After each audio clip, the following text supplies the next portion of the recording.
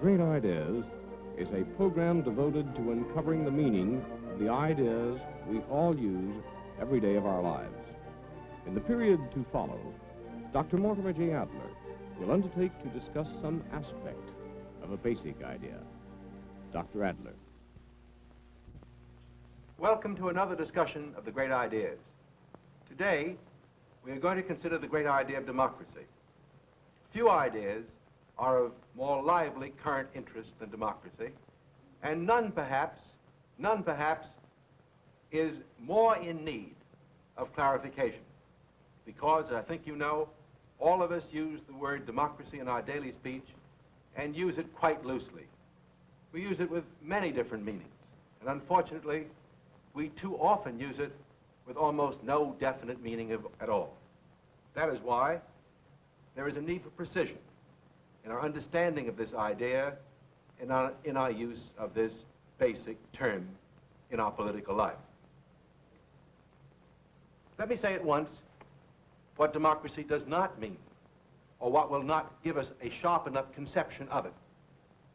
It is not simply popular sovereignty, though popular sovereignty is involved in democracy and democratic institutions. Nor is it simply majority rule, though again, majority rule is involved in our democratic institutions. But both of these things, popular sovereignty and majority rule, would occur in republics that are not democratic. The essence of democracy is simply equality, the equality of all human beings.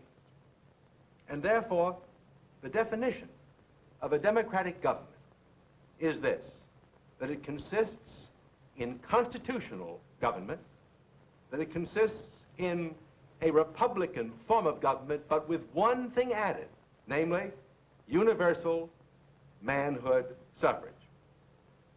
Because democracy is this, it has two opponents. Insofar as democracy consists in constitutional government or government by law, it is opposed to despotism. And insofar as the democratic constitution insists upon universal manhood suffrage, it is opposed to all forms of oligarchy, by which we understand those forms of government in which there are privileged classes. There are no privileged classes in a democracy. Now currently, and largely in the newspapers, we tend to think of democracy as opposed to despotism or dictatorship. This is the great conflict today in the world of action. It is perhaps the best way of describing the conflict between the East and the West. But this conflict between democracy and despotism is no longer, at least for us in the West, a live issue in the world of ideas. We know, I think, in the West, we know both in our bones and in our understandings that democracy is the right form of government and that despotism or dictatorship is intrinsically unjust. But do not be mistaken about this. There are some live issues about democracy. In fact, there are two intensely living issues, and both of them are raised by aristocracy or aristocratic notions. One of these issues attacks the very essence of democracy itself. It challenges democracy on the fact of equality, and it insists that democracy is wrong in treating all men as equals and through that giving them all the equal status of citizenship. The second issue raised by aristocratic notions is not an attack upon the idea of democracy itself or the democratic constitution so much as it poses the question as to what is a sound as opposed to an unsound conception of democracy. And here the issue is between an extreme egalitarian version or conception of democracy, which carries the notion of equality to the limit, and a notion of democracy which is more moderate and which mixes with the democratic principles what I'm going to call in this discussion the leaven of aristocracy. Now I should like to take both of these issues up in that order. First, the issue concerning the justice of the democratic constitution as opposed to the aristocratic challenge of it. And secondly, the issue concerning what is a sound conception of democracy itself. Let us consider the two issues in the order in which I just mentioned them. First, the issue concerning the justice of the democratic constitution, and second, the issue concerning a sound conception of democratic government. I said a moment ago that the conflict between democracy and despotism, while a live conflict in the world of action today, is a dead issue in the world of ideas. But to be sure that we all understand the same thing here, let me go through the argument quickly, which I think shows conclusively that democracy is just and despotism, like tyranny, essentially unjust. Let's consider the three different sorts of things or objects that men can rule. Let's consider man as a ruler, and then put down the word thing to cover all inanimate things or brute animals, child for the young of the human species, and the word man to stand for another adult man. Now, men manage or govern things, adult men manage or govern children, and men rule men. A man, in governing a thing, managing it, governs it for the human good. It doesn't govern it for the thing's good, and that's quite proper. He uses the thing and rules it for his use. Men, in governing children, parents in governing children, govern them for the good of the child, but without, when the child is a very young child, without the child's having a voice in its own government. This is a kind of absolute rule of the child. But a man governing another man who is his equal treats him not only as something to be governed for his own good, but with his consent and with his having some voice in his own government. Now, when men rule other men as if they were things, you have the injustice of tyranny, and men who are governed as if they were things are enslaved. And when men rule other men as if they were children, you have the injustice of despotism. And even when it is benevolent despotism, even when this absolute rule is for the good of the other man, it is still unjust because the other man is not a child and is being treated as an unequal when in fact as an adult man he is the equal to his ruler. Hence, the only just relationship between one adult human being and another in the relationship of ruler and ruled is when the ruler and the ruled have equal status and the ruled is treated as an equal by his ruler. This kind of rule, the rule of man over man when both are equals, is what we understand constitutional government to be, a government in which the fundamental office is that of citizenship and in which all men are equal as citizens, and this is our way of understanding that constitutional government is just, and despotism, the rule of man over man as if the man were a child, and tyranny, the rule of man over man as if the man were a thing, are essentially unjust. But even though we understand that constitutional government is just, and the things that are not constitutional government, the absolute rule of despotism or tyranny, are unjust, we face a serious question, a question of justice also, when we ask who in a republic, which persons under constitutional government shall be treated as citizens. Now you already can guess, already know, the democratic answer to this question. Because the democratic position is that all men are equal as human beings in their dignity as persons, the democratic answer is all men should have the equal status, the equal political status which consists in citizenship. And from the democratic point of view, insisting upon the equal status of citizenship, any privileged class represents an injustice. To restrict citizenship to those who have certain advantages of birth, who have certain advantages of wealth, to those who have the accidents of sex or race or creed, all these accidental qualifications is, according to the democratic view, an unjust discrimination, an unjust giving of privileges to those who have not deserved these privileges. There was a time, by the way, when the privileged classes looked as if they were the superior classes, when those who had the advantages of birth and wealth, because they had the opportunities for leisure and education, as the large masses of people did not, it looked as if these privileged classes also had the competence, the special competence to be the ruling class. But now, in the 20th century, with the remarkable change in the whole state of affairs as the result of industrialization, with everyone having the opportunity for leisure and everyone having the opportunity for education, the picture has changed. It can no longer be said that these special accidents of birth or wealth or position really distinguishes one man from another in terms of any competence for being a ruler or having the status of citizenship. Nevertheless, even though this is democracy's answer to all special pleading for privileged classes, democracy still must meet what is its only real challenge, I think, the challenge that comes from aristocracy. Aristocracy questions the fact of human equality.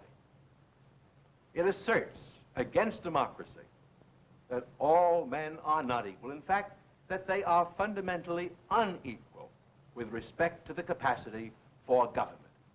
That only some men, and perhaps relatively few men, have by talent or training the capacity to govern themselves. And that the others should be treated as children, governed for their own good, but not allowed to participate actively in government. Now, democracy has an answer to this challenge. Democracy answers this challenge on the level of fact. It is a challenge with respect to fact, and the democratic answer is in terms of fact. It does not deny what the aristocrat says, namely that men are unequal, that some men have superior talent or virtue or native ability of one kind or another. But what the Democrat says is that in addition to this inequality among men, there is a fundamental equality among men, the equality that consists in their all being human, having the dignity of personality, having reason and free will, and because they have this fundamental equality, they should all have the equal status of citizenship which their dignity deserves, which their reason deserves. It is in terms of this fact, the fact of the equality of men, not denying their inequality, that it can be said that the Democrats have answered or criticized the fallacy of supposing that government by a few superior men would be a just form of government. Let me read you what John Stuart Mill, who is in a sense a great exponent of democracy, has to say on this point. Mill, in a great passage in his essay on representative government, says, "The ideally best form of government is that in which the sovereignty, or supreme controlling power in the last resort, is vested in the entire aggregate of the community, every citizen having a voice in the exercise of that ultimate sovereignty." And what does Mill mean by every citizen? He says there ought to be no pariahs in a full-grown and civilized nation. There ought to be no persons disqualified except through their own default. And why does he say this? Because it's an essential point of justice. It is, he says, a personal injustice to withhold from anyone the ordinary privilege of having his voice reckoned in the disposal of affairs in which he has the same interest as other people. In addition to what I've just said, It can also, I think, be added that aristocracy in the past, when it has been a form of government, has seldom worked out as aristocracy was intended to. The government by the few virtuous men, it usually tends to degenerate into oligarchy. Not the government by the few really virtuous men, but again the government by those who through the accidents of birth or wealth or race or creed have special privileges. Now let me add that though aristocracy is, I think, wrong, though I think aristocracy is wrong as a constitution of government as compared with democracy, nevertheless I think that the aristocratic challenge has deep significance for the formation of a sound conception of democracy. And it's to that issue that I wish now to turn. I said a moment ago that aristocracy as a form of government is wrong because it denies the fundamental fact of human equality. But the unsound conception of democracy, on the other hand, is equally wrong because it makes the exactly opposite error. It denies the inequality of men. It insists that human beings who are fundamentally equal are equal in all respects and should be treated as equal in all respects. That is why this extreme form of democracy should be called egalitarian democracy. But you may ask, who takes this extreme view of democracy? Who takes the view that I'm describing as an egalitarian democracy? My answer to that question is twofold. If we go back to the ancient world, to the democracy, for example, of Athens, we find this egalitarian conception taking the following form. In Athens, though only a few men were citizens, the citizens were treated as equal in all respects. This we know from the fact that the Athenians practiced the lottery. That is, they used lottery, an ordinary lottery, to select from among the citizens those who would hold most of the public offices. This shows, does it not, that they thought of all the citizens as equal, that they made no effort to select the best men for certain offices, but they allowed a mere lottery to select from among them as a whole those men who for a time would hold this or that public office. Now, of course, we have nothing like the lottery in our day. And so you may say, well, we don't, unlike the Athenians of old, we don't have this wrong egalitarian conception of democracy. I know that's true, we don't have a lottery. But just think about certain aspects of our political life. We do have, and have taken a great stock in, public opinion polls. We do have many pressure groups that exercise their effect upon government. And the whole tendency of American political life in the 20th century, through public opinion polls, through sending telegrams to one's congressman, through the use of lobbies and pressure groups, is to have the whole electorate get involved in the very business of government, to have the electorate try to govern directly almost, and regard the people in Washington or in the posts of government, whether they be executive, judicial, or legislative, as mere puppets, to be pushed around by public opinion and public pressure. Now, this is so serious. This is so serious. A change in the character of democratic life that recently Walter Lippmann has written a book called The Public Philosophy, in which he argues that as we come from the 18th century to the 20th century, there is a real decline in the very nature of democracy. That democracy today is a perversion of its true self, that it is not being what a democracy should be. And his chief complaint is that today our chief administrative officers, the people who should be governing, are not governing according to their own judgment, but are paying too much attention to the opinions of different factions or groups in the electorate as a whole. They are watching public opinion polls. They are allowing themselves to be controlled by the electorate instead of having been elected by them, governing for them. Now, this criticism that Lippmann brings to bear on the contemporary confusion, if you will, or decline of democracy, is decline from a true conception to an unsound conception of itself, was expressed before Lippmann by such great political writers as Montesquieu in France and John Stuart Mill in England. Let me read you a passage from Montesquieu and paraphrase or summarize a passage from Mill that these two passages make the very point, I think, that Luckman is calling attention to. Montesquieu says, the delegation of the government to a small number of citizens elected by the, I beg your pardon, I'm reading Madison, not Montesquieu. Let me try it again. Montesquieu says, as most citizens have sufficient ability to choose, though they are unqualified to be chosen, so the people, though capable of calling others to account for their administration, are incapable of conducting administration themselves. And John Stuart Mill would preserve some measure of independent judgment for the representative and make him both responsive and responsible to his constituents, yet without directing or restraining him by the checks of initiative, referendum, or recall. Mill seeks a leaven for the democratic mass in the leadership of men of talent or training. He would qualify the common sense of the many by the expertness or the wisdom of the few. Now, in terms of this criticism of the mistake of the egalitarian Democrat, what is a sound conception of democracy? I think the answer is almost indicated by everything I've said. It is a democratic constitution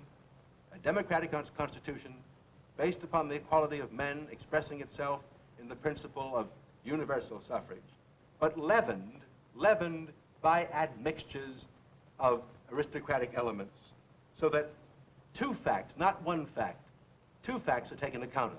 The equality of men, as represented in universal suffrage, and the inequality of men, insofar as some men are more fit to exercise the powers of government than others. The whole problem here then, is how to combine universal suffrage and the popular sovereignty it represents with leadership by the best men. How to combine universal suffrage with leadership by the best men. Now, the democratic principle is simply that the citizens are the ruling class. But though they are the ruling class, this does not mean that they actually are engaged in the day-to-day business of government. What does it mean to say that the citizens are the ruling class? I think it means three things. It means first that the ultimate sovereignty, the ultimate power is vested in the total electorate, the total body of enfranchised men who have the office of citizenship. Secondly, it means that all the particular offices of government, whether executive, judicial, or legislative, are chosen directly or indirectly by the electorate, by the citizens. Not only chosen by them, but that the actions of government, as represented by fundamental decisions and fundamental policies, ultimately must win the approval or of the electorate, or being disapproved of by them, shall have no ascendancy and shall not go into action. In other words, this is the principle of consent, that the electorate not only shall have the power to choose the offices of government, but they can give or withhold their consent to the actions of government.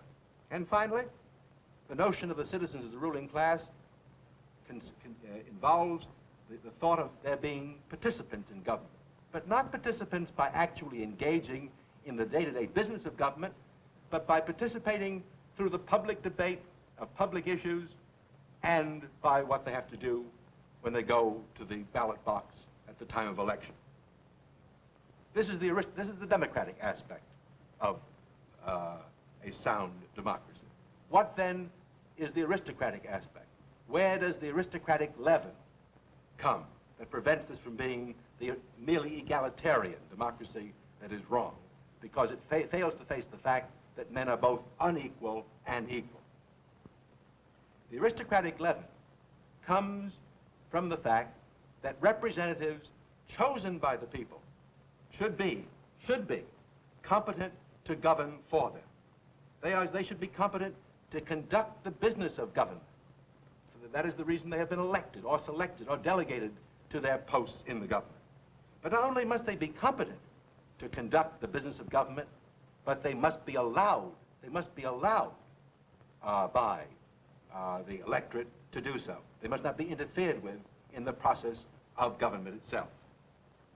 Let me now read you the statement from Madison that I started to read a moment ago, and I meant to read Montesquieu, because Madison, one of our founding fathers in the Federalist Papers, makes an excellent statement of this principle of representation. Madison says, "The delegation of the government to a small number of citizens elected by the rest tends to refine and enlarge the public views by passing them through the medium of a chosen body of citizens whose wisdom may best discern the true interests of their country. It may well happen," he says, "it may well happen that the public voice pronounced by the representatives of the people will be more consonant with the public good than if pronounced by the people themselves, if they were convened for that purpose." And Thomas Jefferson enlarges on this point of Madison's by making the distinction between an artificial and a natural aristocracy. He says, "There is a natural aristocracy among men. The grounds of this are virtue and talent. There is also an artificial aristocracy, founded on wealth and birth, without either virtue or talents. The natural aristocracy I consider as the most precious gift of nature for the instruction, the trusts, and the government of society." And the meaning of this is that a democracy functions well, when it manages somehow to take account of its own natural aristocracy and put men of virtue and talent into public office. Now, this requires two things that are not now operative and which are very difficult to obtain. It requires first that the electorate have the good sense to choose the best men they can find for public office. And second, what is almost more important, having chosen the best men and put them in public office, they must let them govern. They must let them be leaders and not make them followers by trying to make the men whom they have elected to these offices do their bidding, as we do when we send telegrams to our congressmen, or by various pressures or the use of public opinion polls try to conduct the government ourselves. It doesn't work. There's no point to having selected the best men for public office unless we allow them, once they are elected, to exercise their own judgment on the day-to-day affairs of government, only requiring them to come back to us for consent on fundamental issues or policies. What is needed to make democracy work as it is not now working, to bring into existence, in reality, a sound conception of democracy? Education. The mass liberal education of the mass electorate. But not just schooling, an education that involves moral training as well as the training of the mind. For the mass electorate cannot make democracy real unless they regard their political duty as thinking about what is for the common good and acting for the common good, not just acting in terms of their individual interest or the interest of some small faction or group. But there is one other obstacle to the proper development of democracy, which I would like to touch in the few remaining minutes. It is something that has weakened democracy twice in this century and now threatens it once again.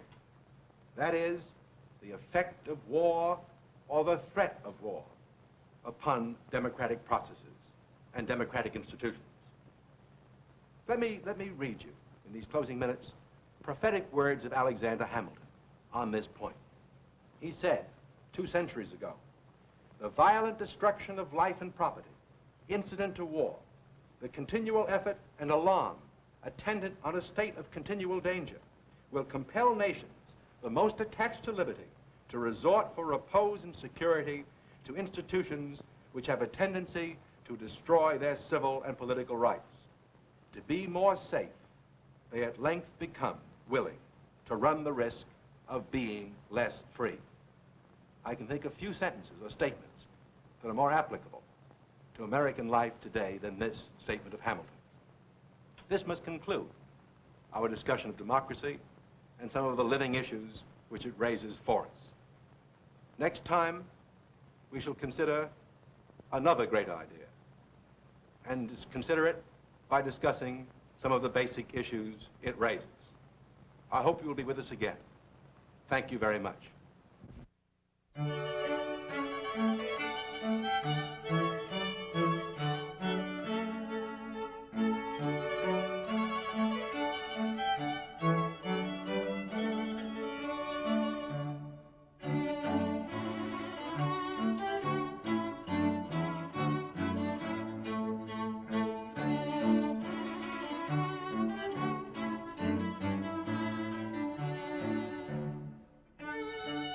Thank you.